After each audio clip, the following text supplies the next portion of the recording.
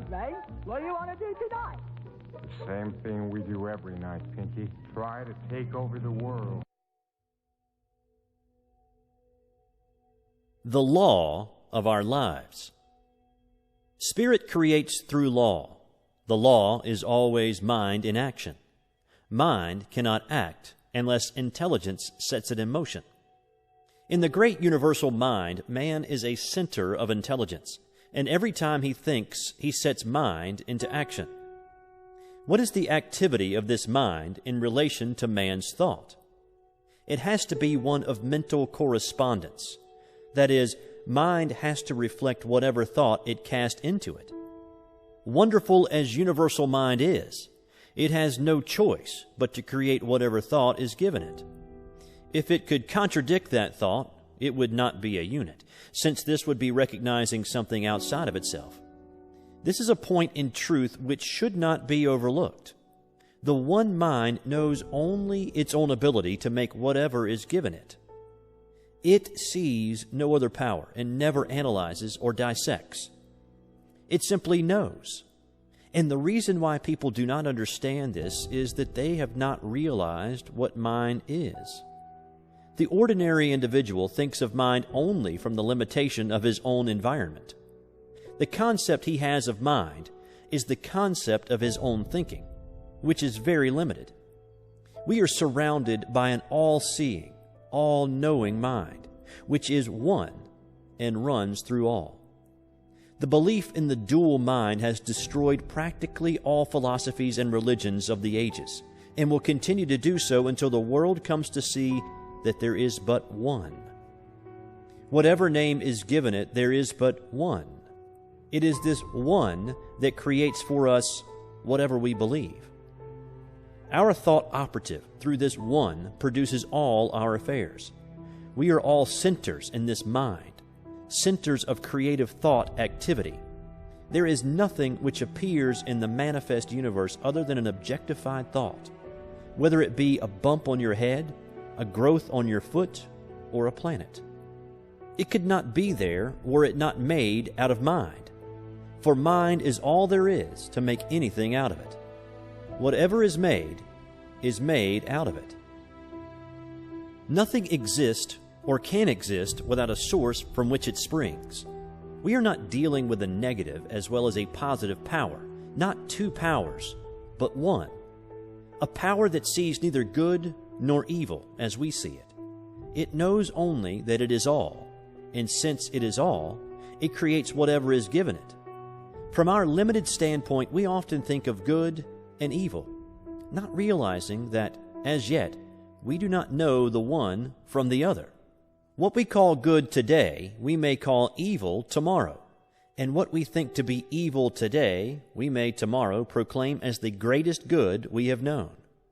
Not so with the great universal power of mind.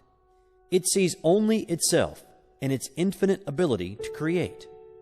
To the thinking person, this will mean much. He will see that he is no longer living in a limited universe, a world of powers, but that he is immersed in an infinite creative medium which, because of its nature, has to create for him whatever he believes.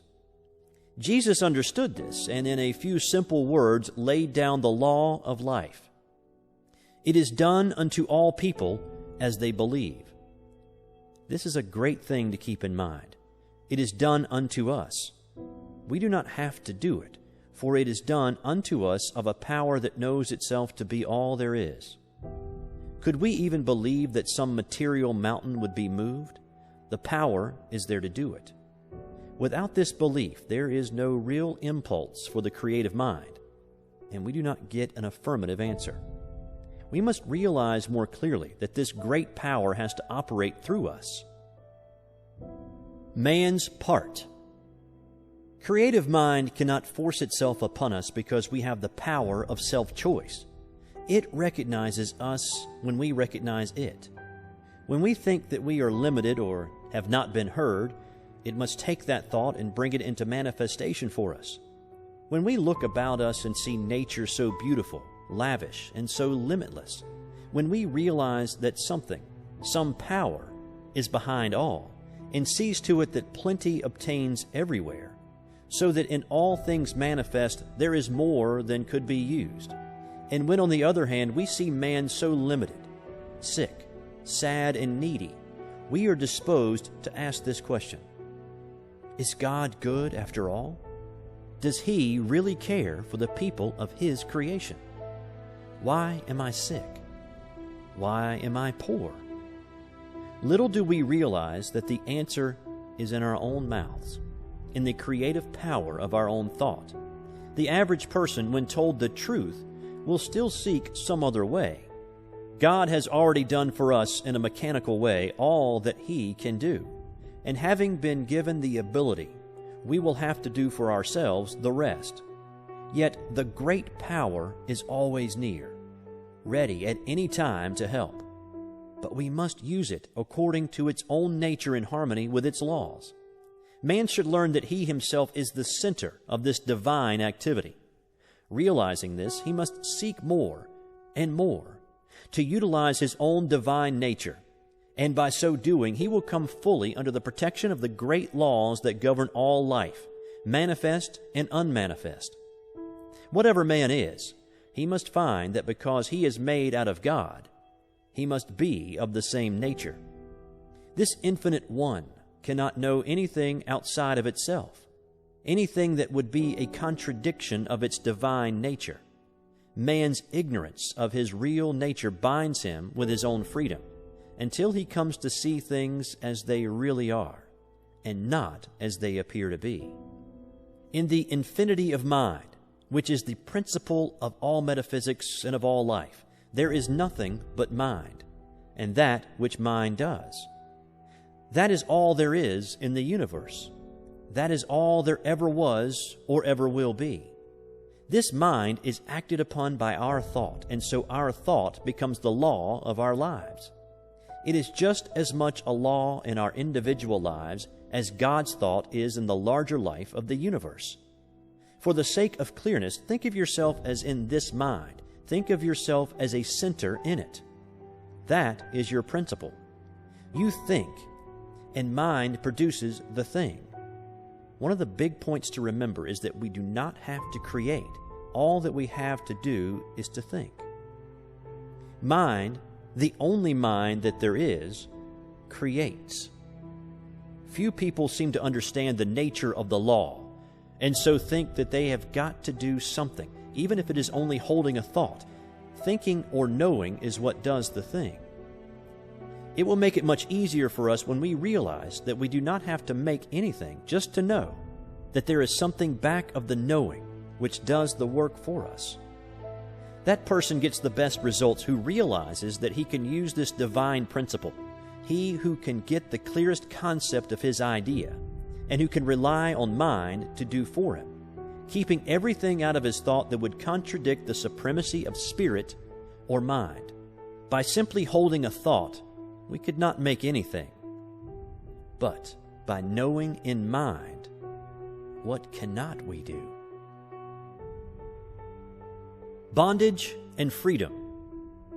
Never get away from the fact that you are surrounded by such a power. It is the principle of demonstration. It knows every thought. As we send forth our thought into it, it does unto us.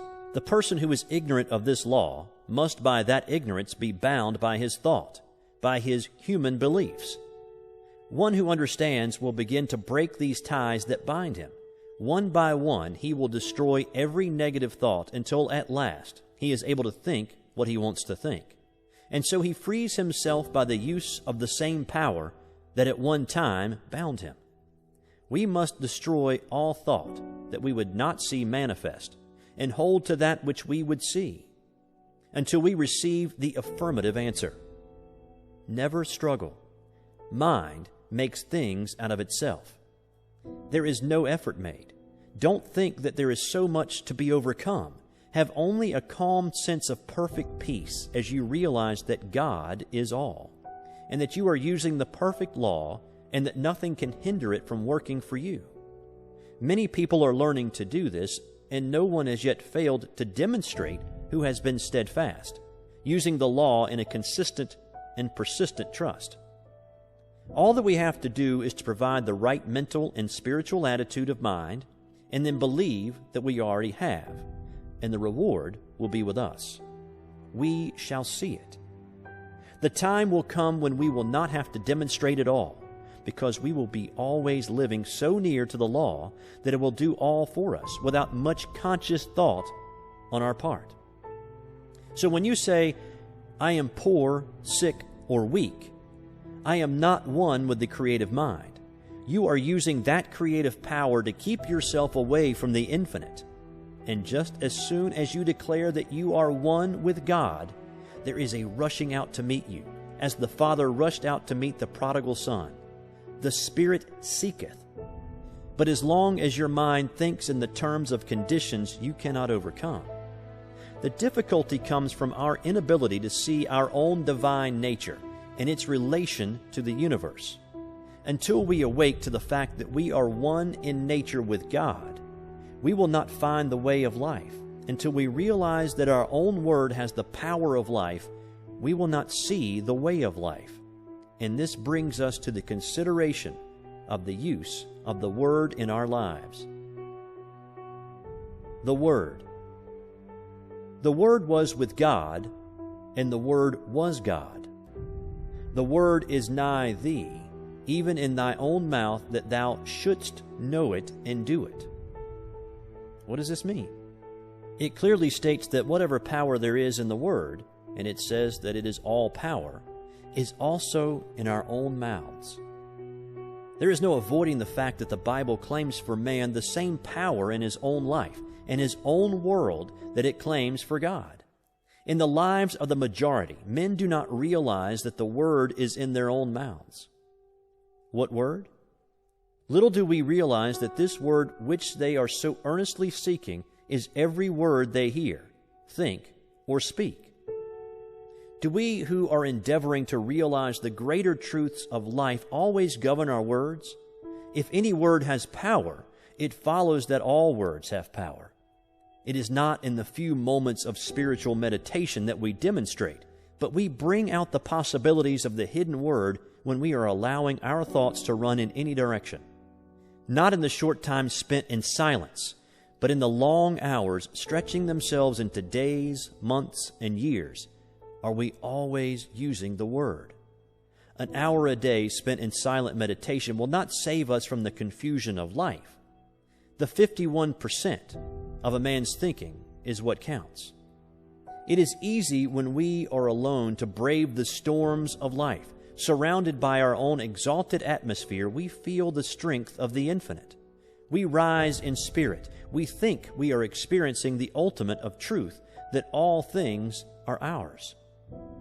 These moments in a busy life are well spent, but must unavoidably be brief. But what of the rest of the day? What of the busy street, of the marketplace, and of all the daily contact with life? Do we then obtain? Do we keep on in the same even way? Or do we fall before the outer confusion of our surroundings? We are still creating the Word and setting it afloat in the great ethers of life. Are these words creating for us? Yes.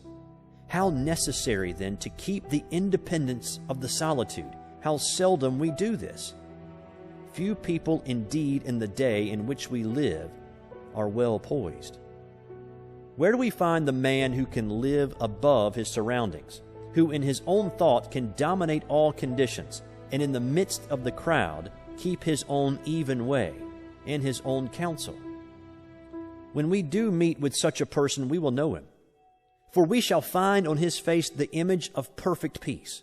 We shall detect in his bearing the ease and independence that comes only to the man who has found himself and who is centered not in the outer, but in the inner world. Such a character as this has the power to attract to himself all of the best in the world. He is a center toward which all else must gravitate. The atmosphere which he creates and with which he surrounds himself is one of absolute calm and peace. The world at once sees in this man a master and gladly sits at his feet. And yet this man who has risen above the thought of the world cares not that other people should sit at his feet. He knows that what he has done all may do. And he well knows that all the teaching in the world will not produce another such as he. He knows that it is not from the teaching, but from the being that true greatness springs. So this man does not go around teaching or preaching. He simply is. The man who has arrived. The man who has arrived will realize that he has done so in the midst of an outer confusion. He will be the one who has gone into the silence for strength and has come out into the world equipped with power from on high. But that light which he has received must be kept burning. Not alone in the silence, but in the busy throng must all of us find the way of life. Our every thought creates. For the majority of us, these thoughts come in everyday affairs, some of which are very trivial, but these too will be demonstrated. We have missed the whole point, unless we have learned so to control our thought that time and place make no difference. The power we have within us. We have within us a power that is greater than anything that we shall ever contact in the outer. A power that can overcome every obstacle in our life and set us safe, satisfied, and at peace, healed and prosperous, in a new light and in a new life. Mind. All mind is right here. It is God's mind, God's creative power, God's creative life. We have as much of this power to use in our daily life as we can believe in and embody. The storehouse of nature is filled with infinite good awaiting the touch of our awakened thought to spring forth into manifestation in our life. But the awakening must be on our part and not on the side of life. We, static, at the gateway of limitless opportunity in the eternal and changeless now. Now is the day in which to begin the new life that is to lift us up to the greater expression of all that is wonderful. The word that we speak is the law of our life, and nothing hinders but ourselves. We have, through ignorance of our real nature, misused the power of our word, and behold what it has brought upon us, the very thing that we feared. But now it shall produce a new thing, a new heaven, and a new earth. Individual ideas. We find that in the universe, every separate idea has a word, a mental concept behind it. And as long as that word remains, the thing is held in place in the visible world. When the concept is withdrawn, the idea in the visible melts away, disappears. It ceases to vibrate to the word, which is the law behind it. For when the word is withdrawn, the condensation of the ether that forms the word melts again into the formless. There was a time when the world was without form, and from the word alone all things were made that are made. When our word says that there is no longer life in our bodies, the life principle withdraws, and our bodies return to the substance from which they came.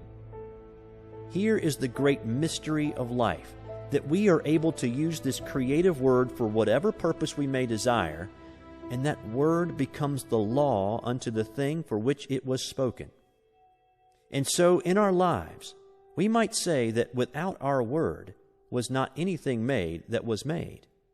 For we are given the power to sit in the midst of our lives and direct all their activities. There is no struggle and no strife necessary. All that we have to do is to know. We must awake and with the glorified consciousness of an emancipated soul use our God-given power. The reason for the universe. This universe is the reason. First, of an infinite intelligence which speaks or thinks, and as this thought becomes active within itself, it creates from itself, at the power of its own word, the visible universe. We are living in a universal activity of mental law. We are surrounded by a mind which receives every impression of our thought and returns to us just what we think. Every man, then, is living in a world made for him from the activity of his thought.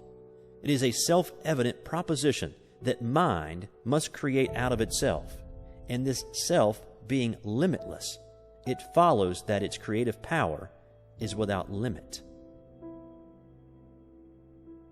Mind in action. Everything that we see is the result of mind in action. We all have a body, and we have what is called a physical environment. We could have neither if it were not for the mind. The law implanted within us is that we need nothing except ourselves and this all-wise creative mind to make anything, and that just so far as we depend upon any condition, past, present, or future, or upon any individual, we are creating chaos, because we are dealing with conditions and not with causes. Every living soul is a law unto himself, but of this great truth few people are conscious. It seems difficult for the race, which feels itself to be so limited, to comprehend the fact that there is a power that makes things directly out of itself, by simply becoming the thing that it makes, and it does this by self-knowing. But we will not demonstrate until we see at least some of this, the greatest truth about life. We should realize that we are dealing with the principle that is scientifically correct. It will never fail us at any time, but is eternally present. We can approach the infinite mind with a depth of thought and understanding, knowing that it will respond, knowing that we are dealing with reality. Jesus, who saw this very dearly, laid down the whole law of life in a few simple words. It is done unto you as you believe. We do not have to do it. It is done unto us. It is done by a power that is all. Could we believe that a material mountain would be moved? It would be done unto us. But unless we do believe, there is no impulse for the creative power, and we do not receive. Life externalizes at the level of our thought.